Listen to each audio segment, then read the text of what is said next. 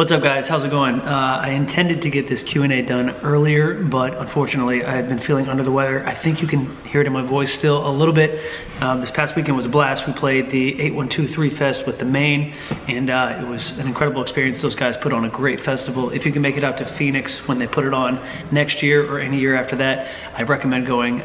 It was an awesome time for everybody involved. But anyway, I wanted to do a Q&A for you guys as I'm spending most of my time just kind of resting, trying to get back to 100%.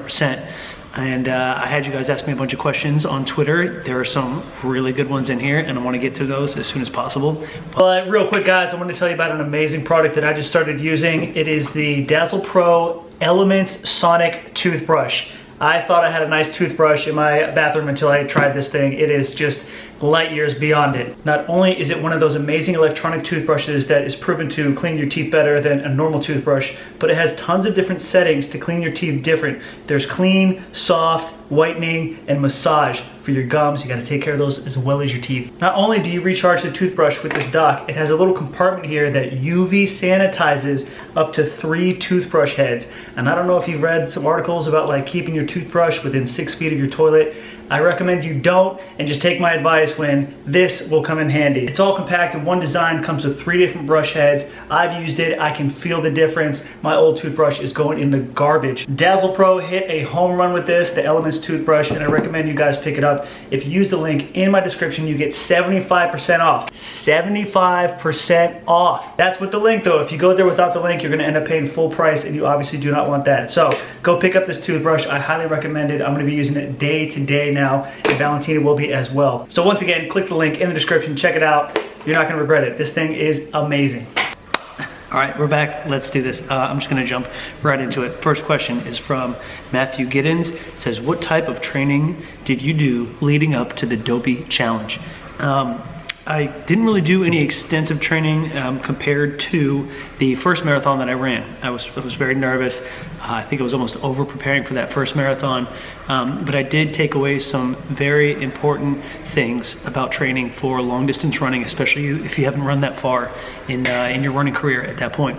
The biggest thing for me is 2 things. One, I've actually picked this up from Casey Neistat, so I have to give him credit, is to stop thinking of running for a certain amount of miles. Like, don't say I'm gonna run 5 miles today, and then tomorrow I need to go run 10 miles. It works for a lot of people, and it's not the worst thing in the world, but what helped me a lot, and obviously helped him, is to pick an amount of time that you're gonna run. Don't worry about the amount of miles. Just say, okay, today I'm gonna run for 30 minutes. Because that's the big thing. You have to be able to pace yourself to run for 30 minutes.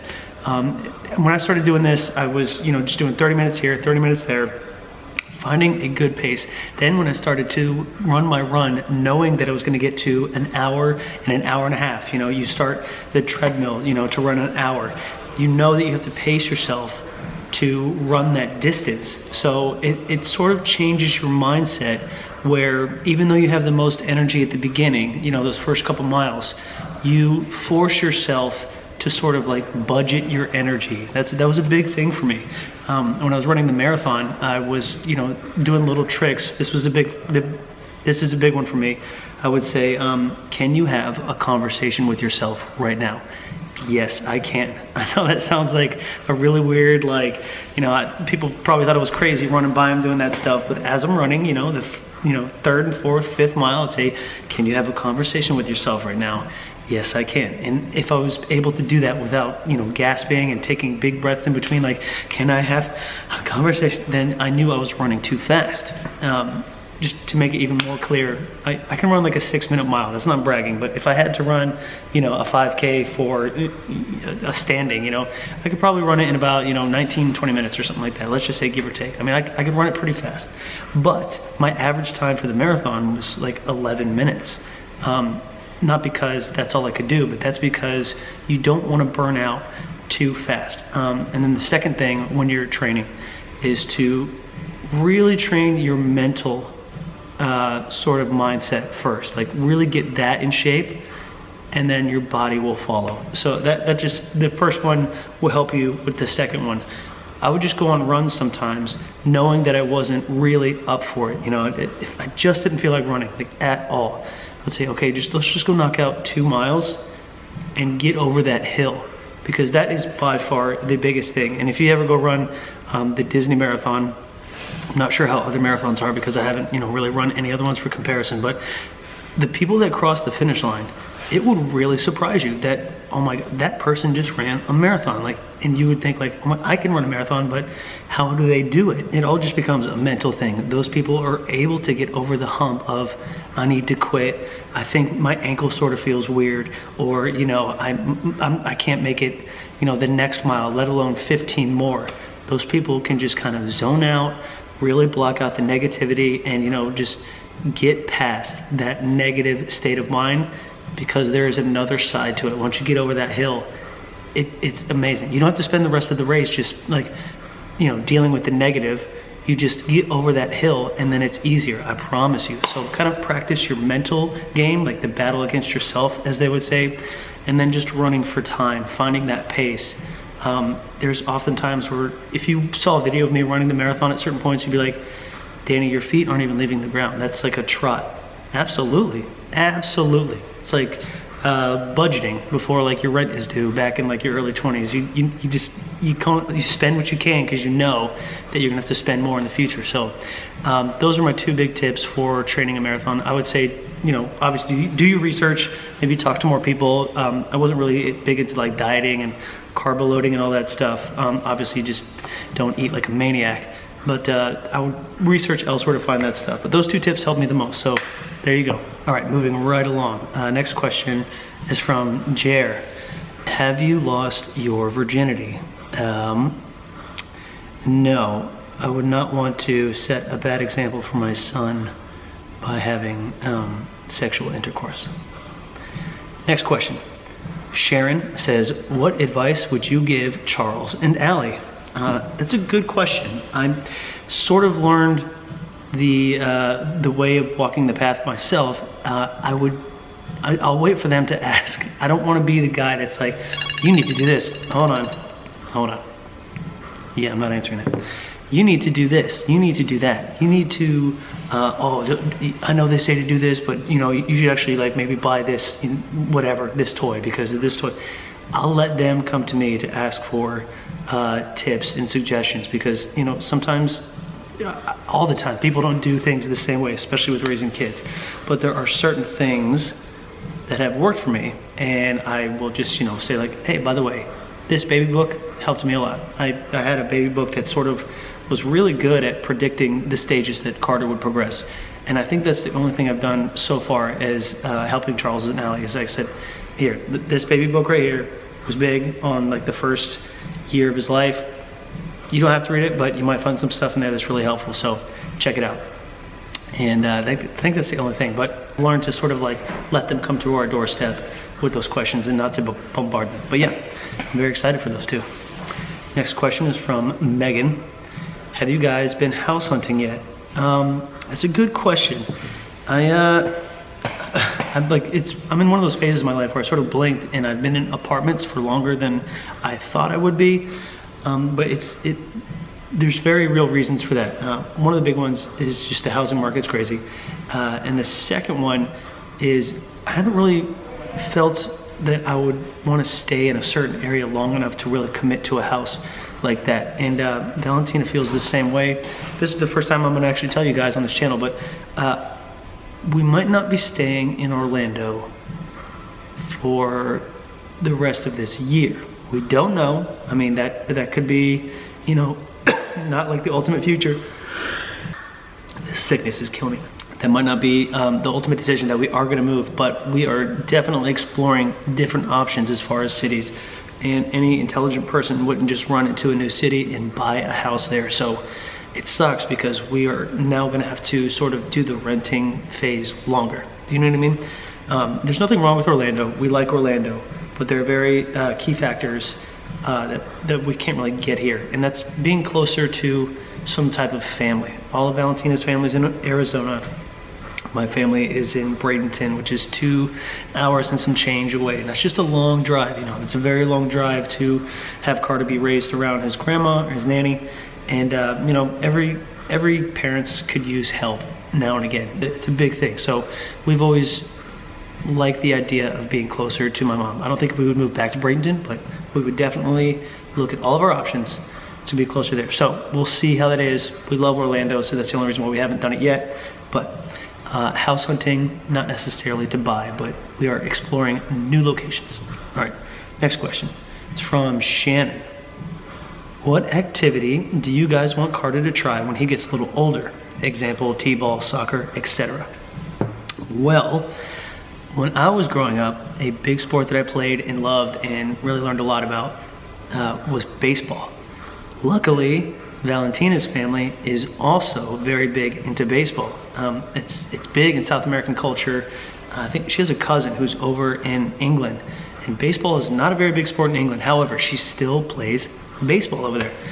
It's bigger than you think there. You would think Venezuela would be a big, sort of soccer country that's big as, the South American culture embraces soccer, football.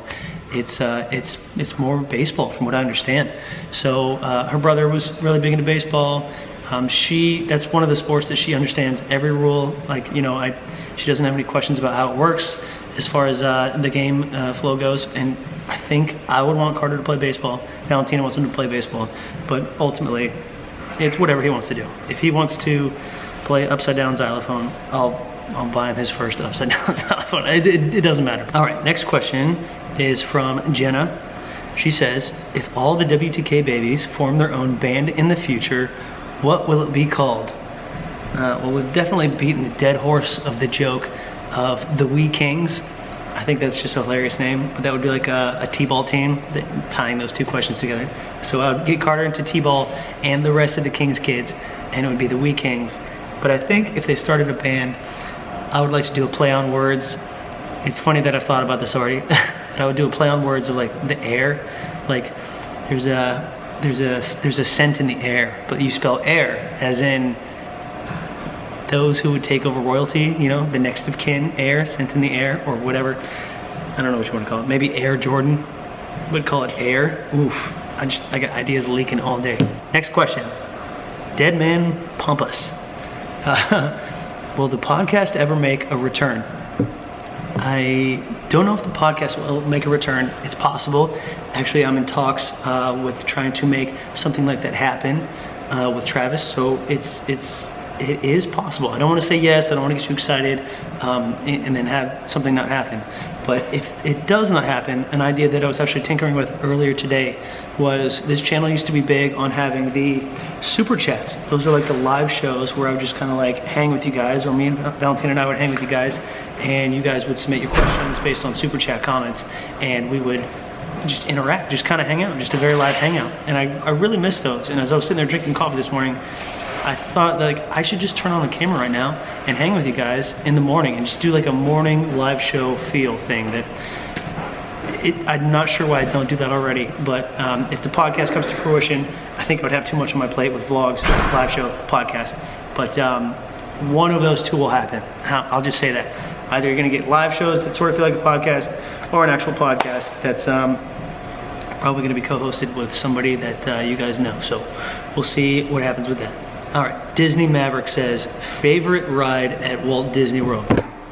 That's, favorite ride at Walt Disney World. Walt Disney World is all 4 parks, so now that's so hard.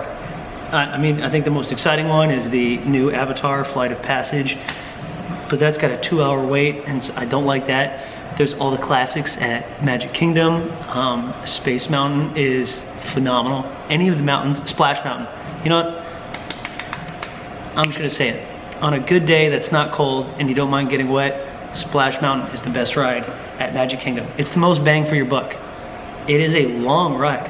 Most people don't remember that after the drop, you still go around and there's like the whole story continues. There's more like animatronics and stuff. I don't know why I always thought that you just drop and that's it, you get off the boat. It's a great ride, Splash Mountain, just because, you asked me right now, that's what I'll say. Original Imran said, at which point of the marathon did you second thought your decision? Okay, so when did you like second guess that you shouldn't be doing this? I never second guessed doing the marathon. However, the Dopey Challenge, it's the first time I've done that, run that extensively 4 days in a row. And I think I should have protected my feet better. Like they make specialty socks when you run that are like super padded and like more airy. I just wore normal socks and running shoes, and towards the middle of the marathon, my toes were feeling it. Like you know when your toes just scrape against something a lot. It was a thought where I was like, you probably should have taken care of your feet better because they're taking a beating. Didn't second guess the marathon, just my methods on the long-term stamina of my feet. If you're gonna do it, take care of your feet, you know, stretch, all that stuff. Good question. All right, next question is from Daniel. Where did you and Valentina meet? We met in Arizona while I was on tour. It was a tour with She Is We, and we had a stop in Arizona. She came out to the show strictly, she was going through a tough time, and she wanted to come out to the show to tell Travis and Jenny that she saw their engagement video and she loved it. And you know, just to check out the band that Travis was in.